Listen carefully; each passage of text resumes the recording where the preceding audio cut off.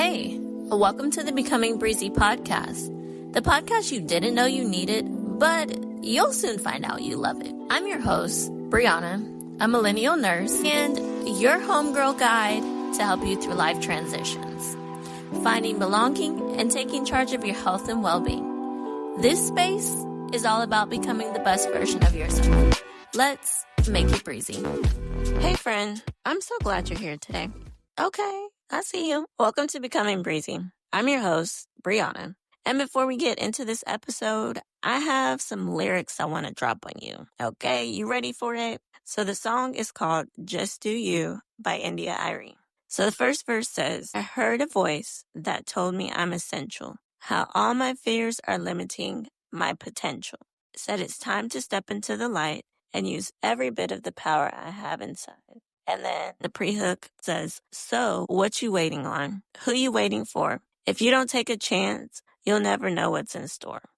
And like I said, that song is called Just Do You by India.Irene. I think she's kind of underrated. Don't get me wrong. I don't think she's made any music recently, but her songs are just those feel-good songs, those things that you can listen to it and you're going to dance. You might sway and snap your finger.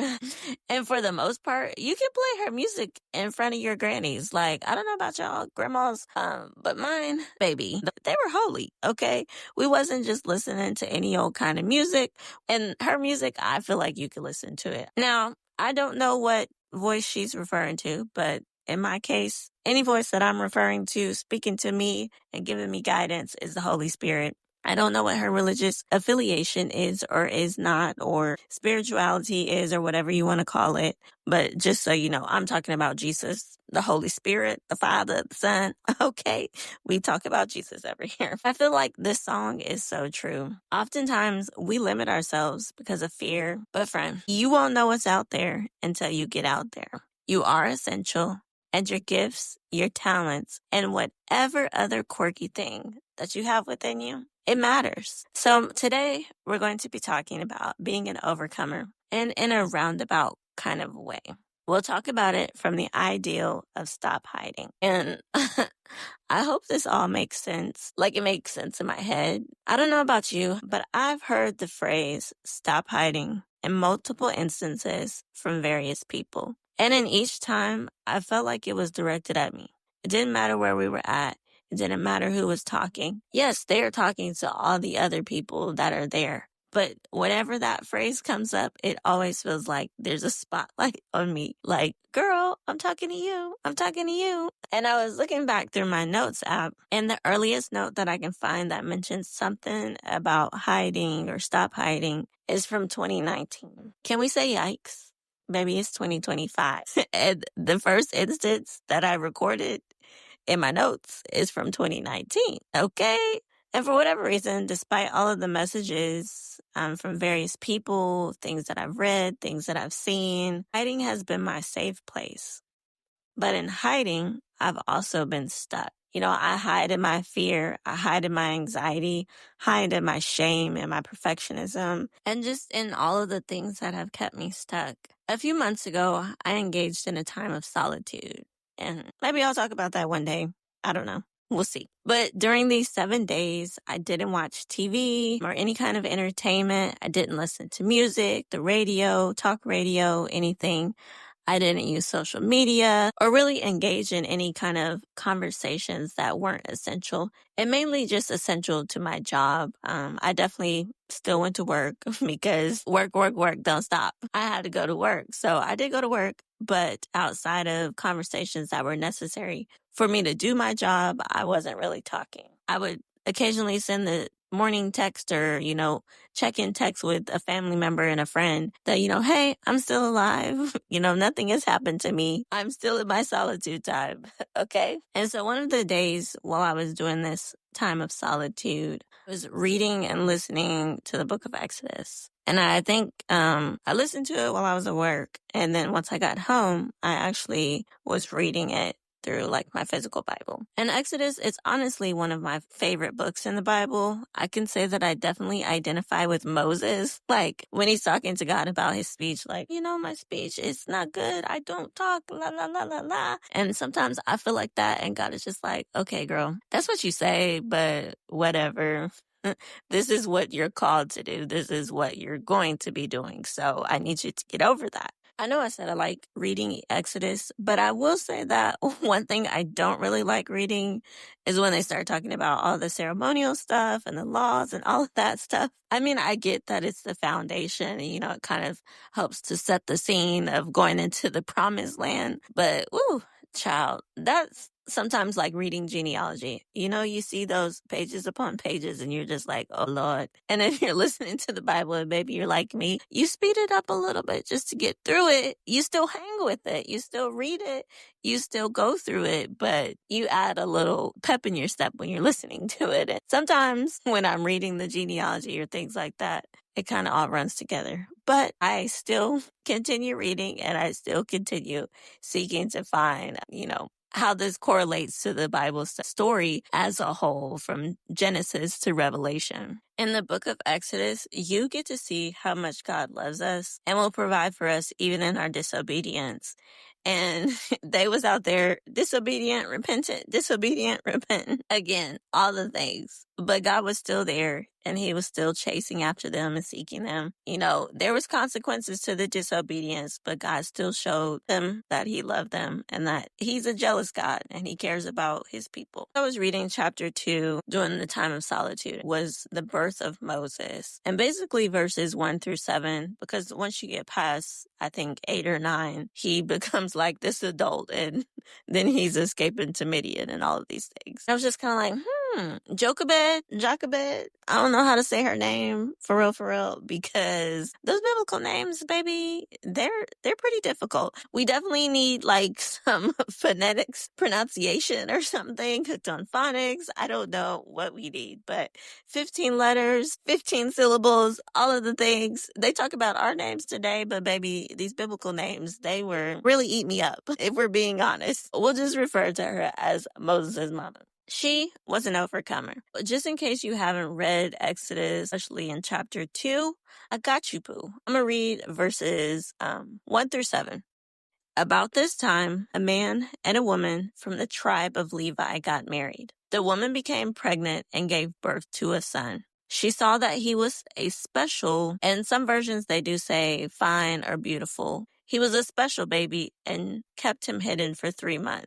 But when she could no longer hide him, she got a basket made of papyrus reeds and waterproofed it with tar and pitch. She put the baby in the basket and laid it among the reeds along the bank of the Nile River. The baby's sister then stood at a distance, watching to see what would happen to him. Soon, Pharaoh's daughter came down to bathe in the river, and her attendants walked along the river bank. When the princess saw the basket among the reeds, she sent her maid to get it for her.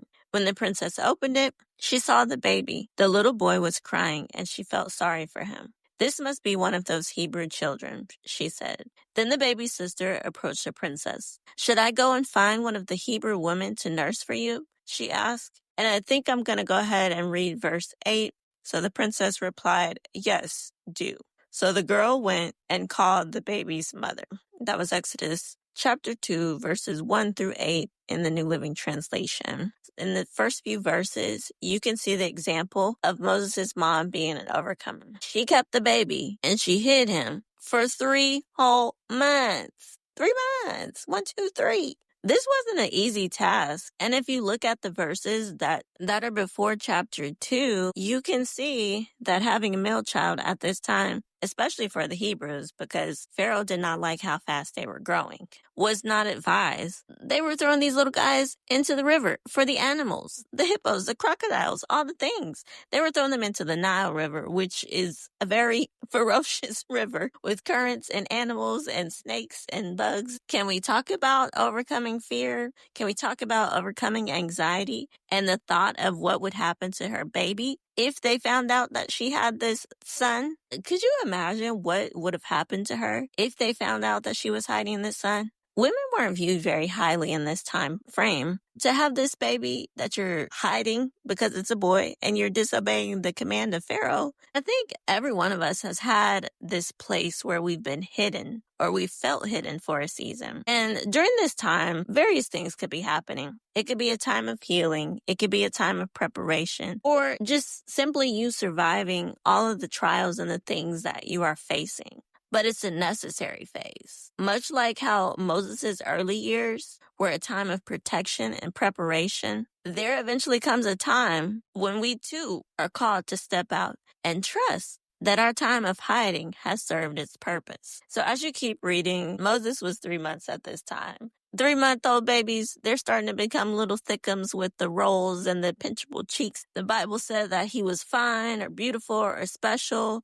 And when you look into the details of that, it basically says that Moses was a healthy baby. He was getting all the nutrients, but he had gotten to the point that she couldn't just tuck him away anymore. She couldn't just play off his crying as a strange noise or blame it on the goat or the dog. She couldn't play off his crying anymore. She couldn't play off him laughing in the background. She couldn't play these things off anymore because he had gotten too big for the space that he was in. And she had a decision to make. How many of us have gotten too big for the space that we're in? We're feeling the discomfort. We're saying to ourselves, but this is my fear that I've carried. But this is my shame that I've carried. And you're probably thinking, just like Moses' mom, I can't give this up. I know what's in the river. This is my baby. My flesh. I know what's in the river. I can see the animals. I can see the hippos over there just munching on the grass. I see how dangerous it is. But Jochebed, she had a decision to make. And making a decision like that, you have to do it quick because I don't know about you. If I was putting my baby into the river, it would have to be something I do real quick and then run away. Because if I don't run away, I'm going to come back and be like, no, baby, come on, let's go. And in order to make that quick decision, you have to trust in the unknown.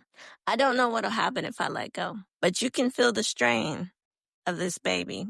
You can feel the strain of being hidden. You can feel the strain of not moving. You can feel the strain of staying there, feeling in your body, in your soul, that you are called to greater and to more, but you can't move. You can't stay stuck.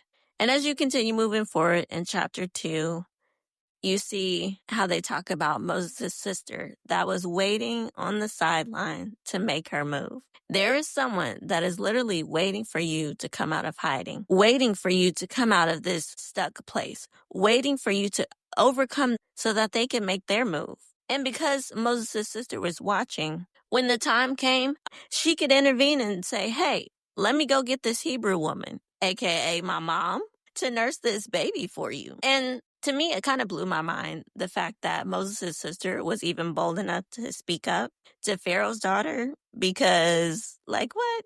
This is Pharaoh's daughter. Why are you talking to her? But maybe the fact that her mom had kept this forbidden baby for 3 months and then put it in the river, she felt confident enough to say, let me look out for my brother. And because my mom kept this forbidden baby, I can take some steps too. I can speak up too. When Moses' mom put him in that basket, she didn't know what was going to happen next. She just put him out there, and the trajectory of his life and the Hebrew people, their lives, as he got older, it changed tremendously. Who knows what would have happened if she kept him? What seemed like a desperate and hopeless situation turned into an act of divine intervention. His birth, marked by fear and oppression, was a precursor to a story of liberation and hope, and a reminder that God often works through the most unlikely circumstances. Are you willing to put down your 3-month-old, 20-year-old, 20-month-old, the thing that you have been carrying, the thing that you have been hiding behind, the thing that you have allowed to keep you stuck, not knowing what's next? Yeah, it's scary. But I hope that you can see these small instances of overcoming, and it guides you and leads you to overcome your own situation. You can help someone else be pushed into purpose. All of this, podcasting, talking, being out there, coming out of hiding for me, it's all a work in progress. But I'm doing it. And it kind of reminds me that as you take one step, the other steps will begin to show up in front of you, guiding your path. Being an overcomer, it means you rise above difficult circumstances and you actively confront the problem instead of allowing it to defeat you. It is an active process, but baby, I believe in you. Okay, friend? And even if all you can see are the ferocious animals trying to eat you up, you can see the hippo, the crocodiles, the poisonous snakes, all the things. You have to do it and push through it, knowing that some divine intervention might be right around the corner. Your experience might lead someone into something else, whatever the case may be. Do it. So if you're enjoying this podcast, make sure to hit that follow button so we can keep diving into topics like this together. Be sure to leave a review and share the episode. Take care, y'all. I'll catch you in the next one. Bye. Remember, I am a nurse. However, this is not personal medical advice. Please seek individual support from your professional healthcare provider. And until next time, stay breezy.